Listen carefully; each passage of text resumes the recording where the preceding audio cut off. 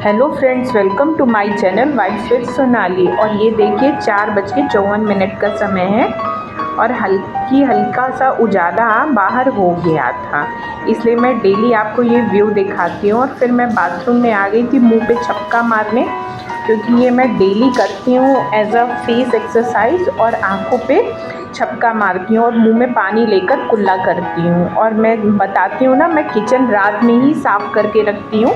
तो मैंने रात में ही किचन साफ़ करके रखा हुआ था और फिर मैं आ गई थी बाहर अपना पानी पीने के लिए, क्योंकि पानी खड़े होकर नहीं पीना चाहिए, घुटनों में तकलीफ़ होती है। तो मैं बाहर कुर्सी लगा कर ही बैठ कर ही पानी पीती हूँ। फिर उसके बाद आज मुझे ना बाहर जाने का मन हो रहा था। मैं कई दिनों से ना बाहर वॉक पर नहीं गई थी, तो मैं बाहर पार्क में चली गई थी। मेरे घर के पास ना पार्क है बहुत अच्छा, और इन घास पर चल रही थी, हल्की हल्की गीली घास थी, बहुत अच्छा लग रहा था।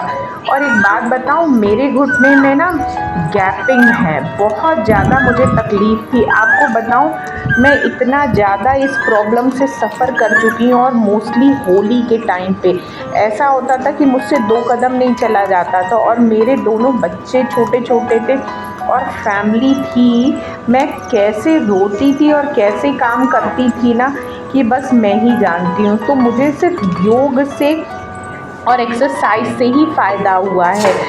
मैंने डॉक्टर को दिखाया था, ये समझ लीजिए मैं दवा लेने लगी थी। उसकी वजह से मैंने एक वीडियो में अपनी फ़ोटो दिखाई है ना, बॉडी इतनी फूल गई थी, जैसे लगता था हाँ, उससे पेन में तो बहुत आराम हो गया था, पर बॉडी इतनी फूल गई थी कि थोड़ा सा भी चलती थी ना तो लगता था कि जैसे कुछ काम ही नहीं कर पाती हूँ, और इतनी भद्दी लगने लगी थी। फिर मैंने सोचा कि बस अब बहुत हुआ। फिर मैंने योग, एक्सरसाइज और वॉक और थोड़ा सा अपनी डाइट पर कंट्रोल कर ही अपने आप को सही करा। और आज ये हालत है कि मैं सोचिए इतना काम करती हूँ, इतना खड़ी रहती हूँ, पर भी मुझे कोई टचवुड कोई दिक्कत नहीं होती है। नहीं तो डॉक्टर्स तो मुझे बोलते थे कि आपका 80% घुटना खराब हो चुका है, तो आप 24 घंटे लेटे रहिए, आप ज़्यादा काम मत करिए, आप चलिए मत। पर बताइए, क्या ये किसी भी लेडीज़ के लिए पॉसिबल है? या इतनी हम लोग हाउस हेल्प रखें, तो वो मेरे लिए पॉसिबल नहीं था। और ये देखिए, मैंने आज ना मीशो से एक पार्सल मंगाया था 155 में। छोटे छोटे कांच के जार हैं, जैसे इसमें जीरा, काली मिर्च और खड़े गरम मसाले, पिसे गरम मसाले। ये 6 का पैक है 156 में। और इतना अच्छा और इतना बढ़िया है ना। वैसे भी मुझे अपने किचन से ना जितने भी प्लास्टिक के डिब्बे हैं वो सब हटाने हैं, चाहे कितनी भी अच्छी क्वालिटी के हों, प्लास्टिक के डिब्बे प्लास्टिक के ही होते हैं।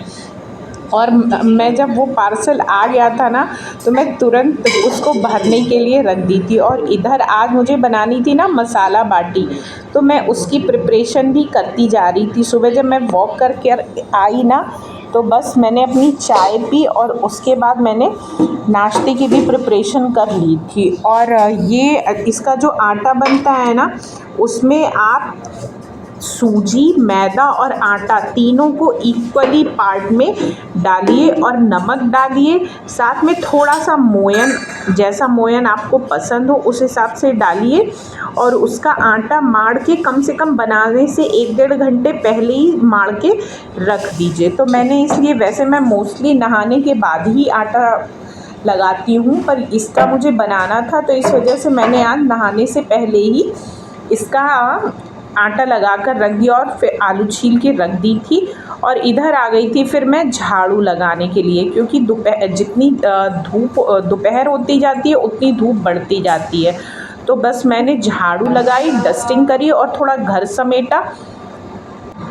और फिर मैं उसके बाद चली गई थी ना नहाने के लिए, क्योंकि मुझे लेट हो जाती फिर नहाने के लिए। मुझे पूजा में लेट होती है ना, तो बिल्कुल भी अच्छा नहीं लगता है, क्योंकि पूजा आप जितनी सुबह जल्दी करिए, पूजा करने में उतना ही ज़्यादा आपका मन लगता है और अच्छा लगता है। तो मैंने नहा के भगवान की लाइट जलाई, और फिर लाइट जलाकर मैंने अपने ठाकुर जी को वो उठाया, क्योंकि वो बच्चों के रूम में सोते हैं। और फिर मंदिर साफ़ करके मैं आ गई थी सूर्य भगवान और तुलसा जी को और शंकर जी को जल चढ़ाने के लिए। मैं नर्मदा जी से ना नर्मदेश्वर शिवलिंग लेके आई थी, तो मैंने उनको बाहर बालकनी में रखा हुआ है, तो मैं उनको जल चढ़ाती हूँ। और सुबह सुबह जब धूप दीप जला देते हैं तो कितना अच्छा लगता है ना, एक कितनी पॉजिटिव वाइब आती है।